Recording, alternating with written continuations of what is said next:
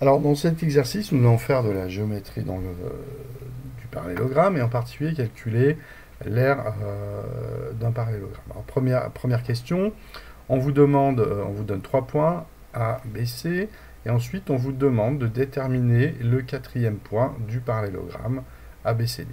Donc ça, c'est un schéma classique qu'il faut vraiment maîtriser, on va le faire en détail. Et ensuite, on va vous demander de calculer l'aire du parallélogramme. Alors tout de suite, eh bien, je vous rappelle que pour calculer des aires et des longueurs, des mesures d'aire et des mesures de longueur, il faut absolument se placer dans un repère orthonormé, c'est-à-dire des axes perpendiculaires et la même unité sur les deux axes, sinon on ne peut pas faire de calcul.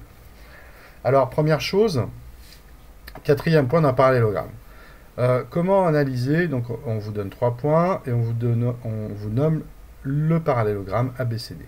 Alors pour analyser ça, tout de suite vous faites un dièse, qui est une très bonne représentation d'un parallélogramme.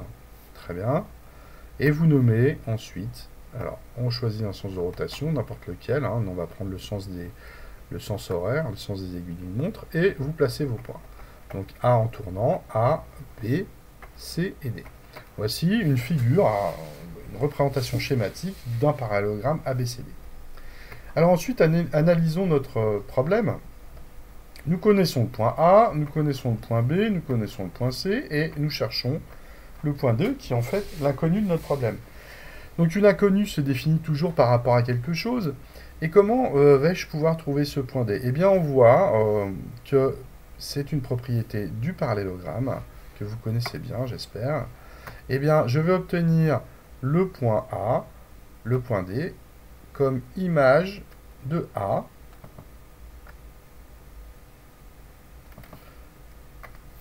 par la translation de vecteur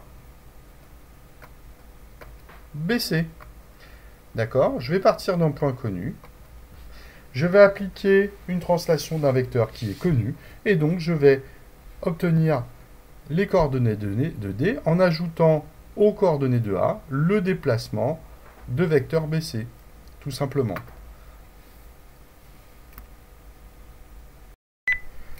Alors, traduisons maintenant ce schéma de travail sous forme mathématique. Eh bien, nous allons écrire, vous savez qu'on travaille souvent, la plupart du temps, par équivalence, pour changer de registre, puisque là, je pars d'un fait géométrique, j'ai un parallélogramme, à un fait, à une translation. Donc, on y va. On écrit ABCD est un parallélogramme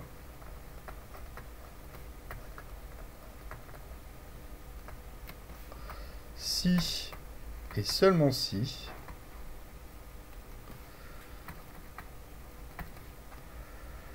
D est l'image de A par la translation de vecteur BC. Donc vous voyez qu'il est très important de bien nommer vos points, de bien nommer votre parallélogramme avant d'en déduire à quel point et quelle translation nous allons appliquer.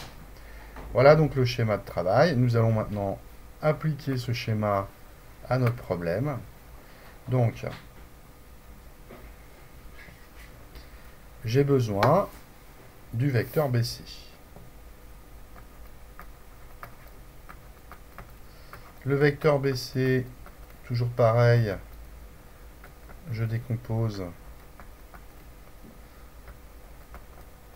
ma translation de vecteur BC sur les deux axes, à l'aide des coordonnées. Donc XC, attention, ne pas se tromper, moins 2, moins 1, pardon, moins 1, moins 2, très bien. Et, non pardon, je me trompe, moins 1, moins 5, et 4, moins 2. J'ai donc baissé de coordonnées, moins 6, 2. Donc bah voilà, maintenant regardez, je vais appliquer ceci, D l'image de A par la translation de vecteur BC. Donc je pars de A. A qui a pour coordonnées... Alors, où sont les coordonnées de A 2, moins 3.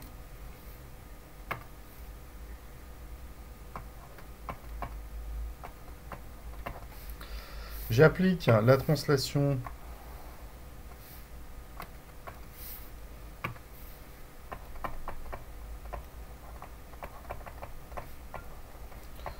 de vecteur BC qui a pour coordonnées moins 6 et 2. Donc D, eh bien, je prends l'ordonnée de départ, c'est-à-dire A, et je me déplace de moins 6. Et pour l'ordonnée, je pars de l'ordonnée moins 3 de A, et je me déplace de 2.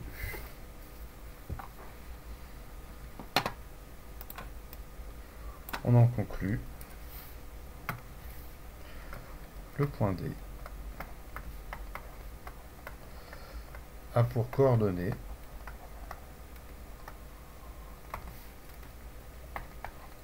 et bien D a pour coordonnées moins 4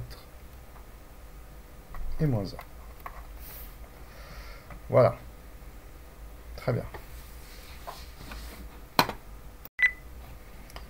Alors, nous allons faire maintenant le calcul de ce quatrième point du parallélogramme par une autre méthode. C'est-à-dire que cette fois, nous n'allons pas travailler par translation, mais par égalité de vecteurs. Donc, on reprend notre schéma. A, B, C, D est un parallélogramme. On part toujours sur ces deux vecteurs BC et AD, d'accord? Mais nous allons écrire non plus cette fois que D est obtenu par translation de A, de translation de vecteur BC à partir de A, mais que ABCD est un parallélogramme, si et seulement si, eh bien les vecteurs AD et BC sont égaux. Donc, pour cela, notre inconnu, qui est le point D, nous allons le caractériser par une inconnue sur les deux coordonnées. Donc, on choisit XD et YD, qui sont des nombres pour l'instant, qui sont nos inconnus, et nous allons faire un calcul sur les coordonnées. Donc, en fonction de XD et YD, nous calculons AD, donc c'est XD moins XA, et YD moins YK. Ce qui nous donne AD est égal à XD moins 2, et YD plus 3 en abscisse, en ordonnée, pardon. Nous avions le vecteur BC qui est égal à moins 6, 2. Et bien maintenant, nous pouvons écrire notre système d'équivalence. ABCD est un parallélogramme si et seulement si AD égale BC. Si et seulement si AD et BC ont les mêmes coordonnées, car l'on sait que deux vecteurs sont égaux si et seulement s'ils ont les mêmes coordonnées. Ce qui se transforme donc dire que AD et BC ont les mêmes coordonnées, cela veut dire que XD-2 est égal à moins 6 et que YD plus 3 est égal à 2. XD-2 est égal à moins 6, YD plus 3 est égal à 2. Le et correspond à la collade. Hein. Ça, c'est le et logique. Ça veut dire que les deux équations ici doivent être vérifiées. Et ensuite, eh bien, en passant le 2, le moins 2 de ce côté, le 3 de ce côté, on obtient XD égale moins 4 et YD égale moins 1. Donc ça, cette méthode est à connaître, parce que c'est une méthode générale de résolution d'équations vectorielles. En fait, vous voyez ici, on a une équation vectorielle avec notre inconnu qui est D. Hein. Voilà. Et on passe d'une équation vectorielle à des équations sur les coordonnées en introduisant les coordonnées inconnues de D. D'accord? Donc c'est une résolution de problème assez classique. Et toujours pareil, quand on résout une équation vectorielle, eh bien, quand on résout une équation sur des nombres, on raisonne par équivalence. Et on va raisonner par équivalence de système, puisqu'on a deux coordonnées, donc deux équations. Voilà pour le quatrième point d'un parallélogramme avec l'égalité de vecteurs. Alors, dans la question 2, eh bien, on vous demande, maintenant que vous connaissez les 4 points de votre parallélogramme, on vous demande tout simplement d'en calculer l'aire. Alors, petit rappel, ici, eh bien, dans un repère orthonormé, bien sûr, puisqu'on va calculer un aire, eh bien, on vous donne un parallélogramme ABCD, et bien l'aire du parallélogramme ABCD est égale à la valeur absolue du déterminant de ABAD. Alors ABAD, comment choisir ces vecteurs? Eh bien cette fois, ce ne sont pas prendre des vecteurs sur des côtés opposés, mais des vecteurs partant d'un même sommet. Donc vous allez faire le déterminant de AB, AD par exemple, vous auriez pu partir de B et prendre deux autres vecteurs, mais là nous allons partir de A. Donc AD, on connaît ses coordonnées, c'est moins 6, 2, puisque c'était les coordonnées de BC, d'accord? C'est ce qui nous avait permis de calculer d'ailleurs le point D. Ses coordonnées, pardon. Ensuite, bien AB, toujours pareil, on va calculer ses coordonnées, donc c'est 5, moins 2 et 2, moins 3, parfait. Voilà, donc vous calculez le déterminant de AB et de AD. Je vous rappelle que c'est très facile en l'écrivant sous la forme d'une petite matrice de coordonnées. Donc vous placez en colonne les coordonnées des vecteurs, donc 3, 5, et moins 6, 2. Et vous faites le produit en croix, donc 3 fois 2, moins 5 fois moins 6. Attention, ne pas oublier de moins. Hein, si c'est bien le moins de la formule, et là j'ai le moins de la coordonnée, donc ça fait 3 fois 2, 6.